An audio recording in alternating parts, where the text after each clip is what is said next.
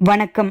ஐயா சு. வெங்கடேசன் அவர்கள் எழுதிய வீரயுக நாயகன் வேல்பாரி பகுதி 32. கபிலரின் மீது வண்டுகடி மரத்தின் பட்டையை அரைத்து 3 நாள் பூசினர். உடலின் எரிச்சல் சற்றே அதிகமாக இருந்தது.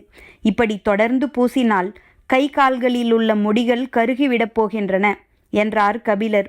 உதிரனும் மற்ற 2 பெரியவர்களும் தேய்த்து விட்டு கொண்டிருந்தனர். எதிரில் இருந்த கல்லில் உட்கார்ந்தபடி தேக்கன் சொன்னான், உங்களின் கவலை அப்படி இருக்கிறது, எனது கவலையோ வேறு மாதிரி இருக்கிறது. என்ன அது? இப்படி தொடர்ந்து தேய்ப்பதன் மூலம் முடிகள் சடைபிடித்து வளர்ந்துவிட்டால் என்ன செய்வது? தேய்த்து கொண்டிருந்த பெரியவர்களுக்கு சிரிப்பு தாங்க முடியவில்லை. கபிலருக்கோ சற்றே அதிர்ச்சியாக இருந்தது. ஏன், இதற்கு முன்னால் தேய்த்துவிடப்பட்டவர்களுக்கு அவ்வாறு வளர்ந்ததா? அதுதானே தெரியவில்லை. நாங்கள் கேள்விப்பட்டவரை வெளியில் இருந்து வந்த யாரும் பரம்பில் காலவரையின்றி தங்கவில்லை. எனவே மற்றவர்களுக்கு இதனை தேய்த்துவிடும் பேச்சே எழவில்லை. நான் தான் சோதனை உயிரியா? உங்களை ஒருபோதும் நாங்கள் சோதிக்க மாட்டோம். உங்களுக்காக எல்லா சோதனைகளையும் நாங்கள் ஏற்போம் என்று சொல்லியபடி உதிரனின் தோளைத் தொட்டான் தேக்கன். கபிலர் அவனை பார்த்தார். உதிரன் இருவரையும் பார்த்தபடி நின்றான். தேக்கன் சொன்னான், 4 முறை நான் காடறிய பிள்ளைகளை அழைத்து போய் வந்துவிட்டேன். காட்டின் எல்லா சவால்களையும் எதிர்கொண்டு மீளத்தான் அப்பயணத்தை மேற்கொள்கிறோம். ஆனால் அப்பொழுது கூட வண்டுகடி மரத்தின் அடியில் யாரையும் அனுப்பியதில்லை. அதன் வாடை கன நேரத்தில் மயக்கத்தை ஏற்படுத்திவிடக்கூடியது. அடுத்தவனை அனுப்பி அவனை தூக்கி வருவதற்குள் இவனும் மயங்கி விடுவான். இப்படி போகிறவர்கள் எல்லாம் மாட்டிக்கொள்ளும் வாய்ப்பு அதில் அதிகம். அது நம்மை எளிதில் ஏமாற்றி உயிர் கொள்ளும் மரம். அந்த மரத்தின் பட்டையை ஒருவன் துணிந்து போய் உரித்தான் என்பதும் அதனை பாரி அனுமதித்தான் என்பதும் உங்களுக்காகத்தான். உங்களின் பொருட்டு நாங்கள் எச்சோதனையையும் எதிர்கொள்வோம். சொல்லும்போது தேக்கனின் குரலில் இருந்த உறுதி கபிலரை உலுக்கியது. தேய்த்த மருந்தோடு குறிப்பிட்ட நேரம் வரை அமர்ந்திருந்த கபிலர் பின்னர் குளித்துவிட்டு வந்தார். தேக்கனும் அவரும் பொழுதெல்லாம் பேசினர். தேக்கனை பற்றியும் காடறிதலை பற்றியும் கபிலருக்கு தெரிந்து கொள்ள வேண்டியவை நிறைய இருந்தன. எல்லாவற்றையும் பேசிக் கழித்தார். 1 வாரம் கழிந்தது. 3 குழுக்கள் சென்று 20 பேரெலிகளை பிடித்துவிட்டன. இன்னும் 2 தேவையாக இருந்தது. தோழர்களோடு உதிரன் புறப்பட்ட போது கபிலரும் புறப்பட்டார். இத்தனை நாள் நான் ஓய்வில்தானே இருந்தேன் எனச் சொல்லி புறப்பட்டார். அவர் புறப்பட்டால் பாரியும் வந்துவிடுவான் என்பது எல்லோருக்கும் தெரியும். ஆனால் கபிலர் வராமல் இருந்த நாட்களிலும் பாரி வேட்டைக்கு வந்தான். அதுதான் ஏன் என்று புரியாமல் வீரர்கள் திகைத்தனர். பரம்பு மலையின் மேற்றிசை குன்றுகளிலே அவர்கள் அதிகம் அலைந்து திரிந்தனர். வழக்கம் போல் குழு புறப்பட்டது. வடகிழக்கு திசை நோக்கி செல்லலாம் என்று அவர்கள் முடிவு செய்தபோது அதற்கு நேர் எதிராக தென்மேற்கு திசை நோக்கி போகுமாறு பாரி சொன்னான். உதிரனுக்கும் மற்ற வீரர்களுக்கும் அதற்கான காரணம் புரியவில்லை. அவர்களை அனுப்பி வைத்த தேக்கனால் உய்த்தறிய முடிந்தது. அவர்கள் எவ்வியூரின் தென்மேற்கு திசையில் போனார்கள். இப்பகுதியில் புலிகள் மிக அதிகம். அவற்றிடம் தப்பித்தான் பேரெலிகள் உயிர் வாழ வேண்டும். பிற பகுதியோடு ஒப்பிட்டால் மிக மிக குறைவாகத்தான் இப்பகுதியில் பேரெலிகள் இருக்க வாய்ப்புண்டு. பின் ஏன் பாரி இத்திசையில் போகச் சொன்னான் என்று எண்ணியபடியே நடந்தான் உதிரன். பாறை இடுக்குகளை கிண்டி கிளறியபடி போய்க் கொண்டிருந்தான். பேரெலியின் எச்சங்கள் எவையும் தென்படவில்லை. நடுப்பகல் வரை அவர்களின் கண்களுக்கு எதுவும் தட்டுப்படவில்லை. இன்னொரு நாள் வரவேண்டியிருக்கும் போல என்று உதிரனுக்கு தோன்றியது. நெடும் பொழுது கடந்தது. வீரர்கள் 2 கூறாக பிரியலாம் என்று கருத்து சொன்னார்கள். சரி என்றான் பாரி. பிரிந்தவர்கள் 4 எட்டு வைப்பதற்குள் மழை பொழியத் தொடங்கியது. சடசடவென இறங்கிய கணத்திலேயே அதன் வேகம் எதிர்கொள்ள முடியாததாக இருந்தது. அனைவரும் அருகில் இருந்த மலைப்பொடவிற்குள் போய் ஒடுங்கினர். மேனியில் இருந்த நீர்த்துளிகளை உதறியபடி, மழைத்துளிகள் ஒவ்வொன்றும் வேப்பமுத்து அளவு இருக்கிறது என்றார் கபிலர். கார்காலத்தின் முதுநாள் தொடங்கப் போகிறது. இனி அதன் வேகம் இணையற்றதாகத்தான் இருக்கும் என்றான் பாரி. மழைக்கான பருவத்தில்தான் மழை பெய்கிறது. ஆனால் அதன் பொழிவு வெவ்வேறு தன்மைகளை கொண்டது. தொடக்க நாட்களில் பெய்யும் மழை என்பது மேகம் உதிர்க்கும் தூசி போன்றது. காற்றில் அலையலையாய் இறங்குவதும் நிலம் ஈரமாகும் முன் மறைவதும் காற்றுக்குள்ளே கரைந்து போகும் கன அளவு கொண்டதுமாக இருக்கும். தூசி பருவம் முடிந்து தும்மல் பருவம் தொடங்கும். எதிர்பாராத நேரத்தில் சட்டென அடித்துவிட்டு போய்விடும். போய்விட்டது என நினைக்கும்போது திரும்பி அடிக்கும். நம்மால் கணிக்க முடியாத ஒரு விளையாட்டை விளையாடும். அப்போது பெய்யும் மழையில் நீர்த்துளிகள் நீள் வடிவிலே இறங்கி வரும். 3ஆம் கட்டம் முகில்கள் கூடல் கொள்ளும் பருவம். இதுநாள் வரை நீரை உதிர்த்து கொண்டிருந்த மேகங்கள் இப்போது கூடலில் மயங்கி உருக ஆரம்பிக்கும். இணை மேகங்கள் சூழ வலம் வந்து வானில் இடைவிடாமல் கூட காதல் கசிந்து காட்டாராய் உருகி ஓடும்.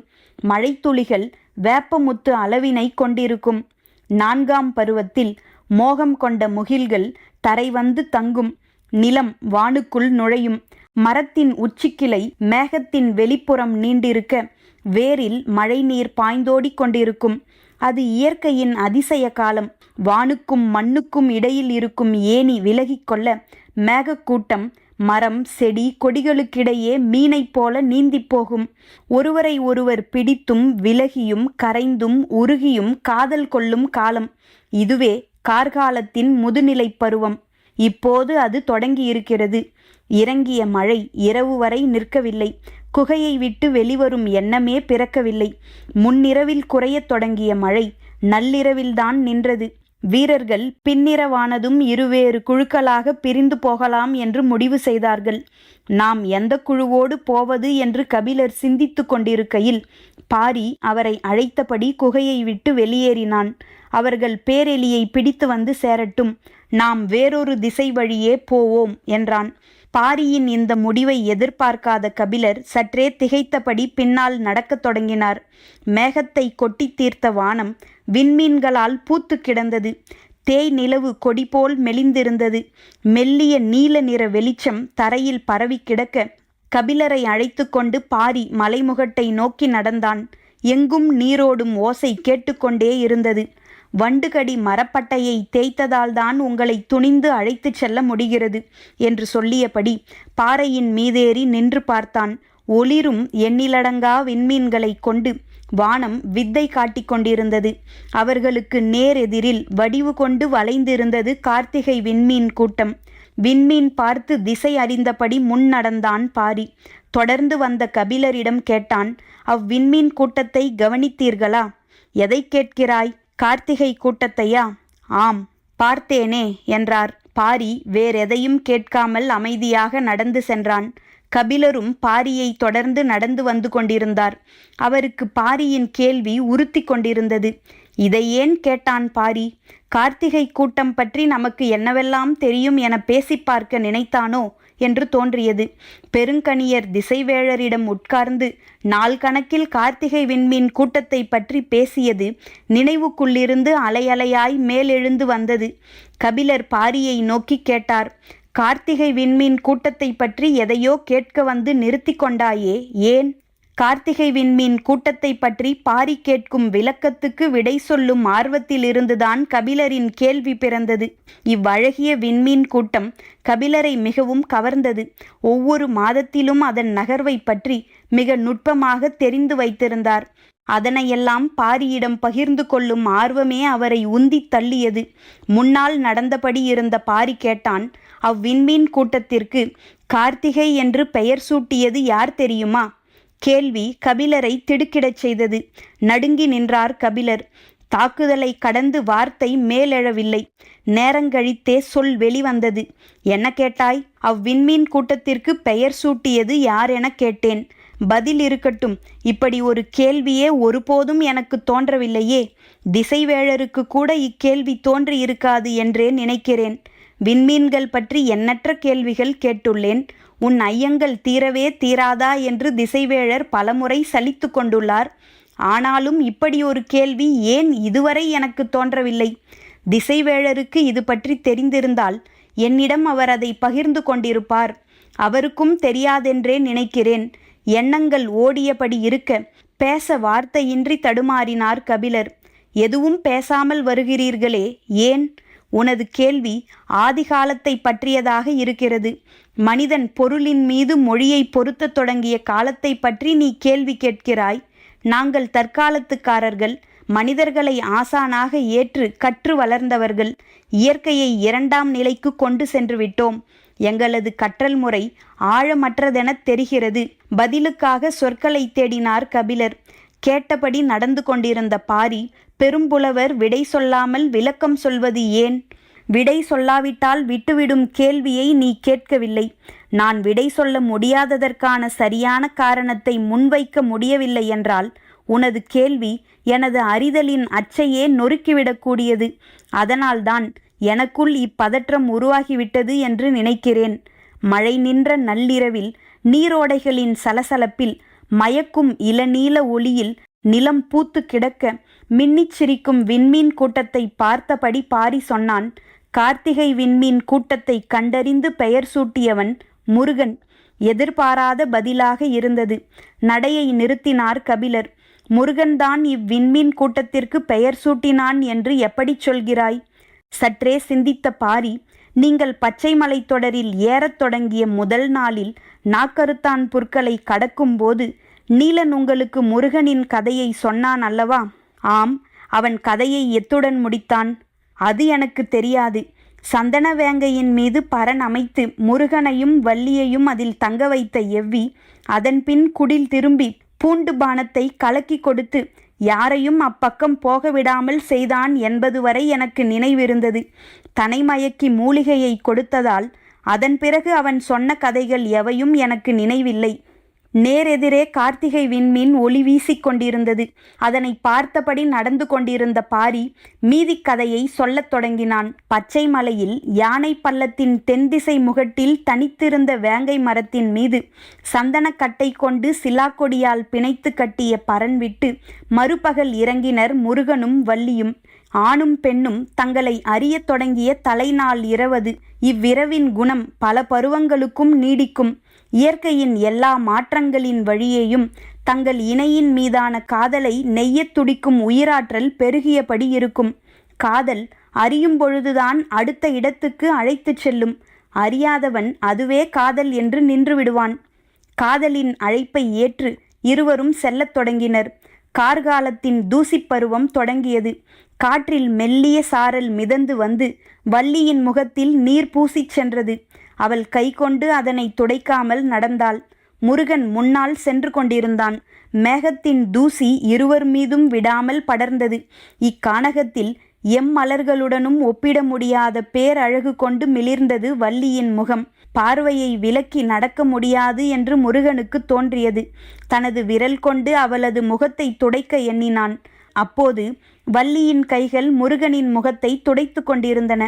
முருகனின் முகத்தில் கை தொட்ட கணத்தில் வள்ளியின் முகத்தில் இருந்த நீர்த்துளிகள் மறைந்தன. முருகனின் கை அவளது கன்னம் தொடும்போது நீர்த்துளியற்று இருந்தது வள்ளியின் முகம். எனது விரல் தொடுவதற்குள் நீர்த்துளிகள் எப்படி மறைந்தன எனக் கேட்டான் முருகன். என் விரல்கள் உனது முகம் தொட்டதனால். முருகன் திகைத்து நின்றான். வள்ளி சொன்னாள், தொடுதலில் கடந்து வரும் ஆற்றல் என்னையே உருக்குகிறது. சின்ன நீர்த்துளிகள் என்ன ஆகும்? தொடுதலின் மூலம்தான் ஆணின் ஆற்றல் கடக்கிறது. ஆனால் தொடாமலே பெண் கடத்தும் ஆற்றலுக்கு இணை சொல்ல என்ன இருக்கிறது என்று எண்ணியபடி முருகன் முன்னே நடந்து கொண்டிருந்தான். அவள் பேச்சேதுமின்றி பின்தொடர்ந்தாள். தூசிக்காற்று எதிர் வீசியபடி இருந்தது. வள்ளி கேட்டாள், வேங்கை மரத்தின் சந்தன பரன் விட்டு ஏன் அகல்கிறோம்? அது எவ்வி உருவாக்கியது. நமக்கான இடத்தை நம் கனவால் உருவாக்க வேண்டும். வள்ளிக்கும் சரிதான் என்று தோன்றியது. சென்ற முறை ஏழிலைப்பாலை நோக்கி நான் அழைத்துச் சென்றேன். இம்முறை நீ அழைத்துச் செல் என்றான் முருகன். அவனது சொல் சுமந்து முன் நடந்தாள் வள்ளி. இணையற்ற இடம் நோக்கி அழைத்துச் செல்கிறாள் என்பதை பூரிக்கும் அவளுடைய முகம் சொன்னது. பின் நடந்து வந்த முருகனின் மயக்கம் மேலும் அதிகமானது. மானிலும் மயிலிலும் மட்டுமே ஆண் அழகு என்றான் முருகன். நானும் அப்படித்தான் நம்பினேன், உன்னை காணும் வரை என்றாள் வள்ளி.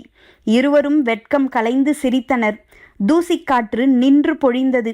முன் சென்ற வள்ளியின் கண்களுக்கு சற்று தொலைவில் விளைந்த பயிர் தெரிந்தது.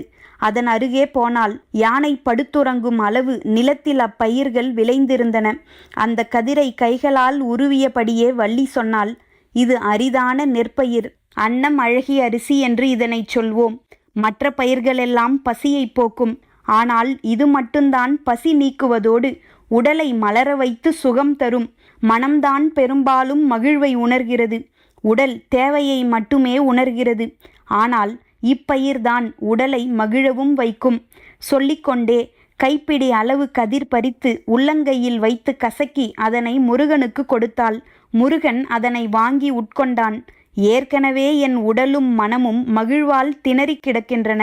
இதில் இதுவும் சேர்ந்தால் நிலைமை கட்டுக்கடங்காமல் போகுமோ என்று அவனுக்கு தோன்றியது. வள்ளியும் வாயில் போட்டு மென்றபடி நடந்து வந்தாள். சிறிது தொலைவு சென்ற பின் வள்ளிக்கு விக்கல் வந்தது. அருகில் நீரோடை எதுவும் இல்லை. கார்காலம் இப்போதுதான் தொடங்குகிறது. நீர் புரண்டோட இன்னும் நாளாகும். குட்டை எதுவும் இருக்கிறதா என்று பார்த்தான் முருகன். எதுவும் தென்படவில்லை. வள்ளிக்கு உடனடியாக குடிக்க நீர் தேவைப்பட்டது.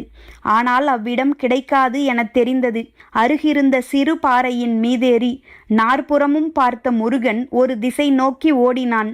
நீர்நிலையை கண்டறிந்து விட்டானோ என்ற எண்ணத்துடன் பின்தொடர்ந்து ஓடினாள் வள்ளி. அங்கு காண வெள்ளெருக்கொன்று செழித்திருந்தது. இங்கு ஏன் ஓடி வந்தீர்கள் எனக் கேட்டாள் வள்ளி. நீர் எடுக்கத்தான் என சொல்லியபடி வெள்ளெருக்கின் அடிவாரம் இருந்த சிறு சிறு கற்களை நகர்த்தி குழியை உருவாக்கினான். இவ்விடத்தில் நீர் இருக்கும் என்று எப்படி சொல்கிறீர்கள்? காணவெள்ளெருக்கின் விதையை காற்று எங்கும் தூவி விட்டிருக்கும். ஆனால் இங்கு மட்டும்தான் அது முளைத்துள்ளது. அது நீர் உறிஞ்சும் செடி அல்ல, நீர் குடிக்கும் செடி.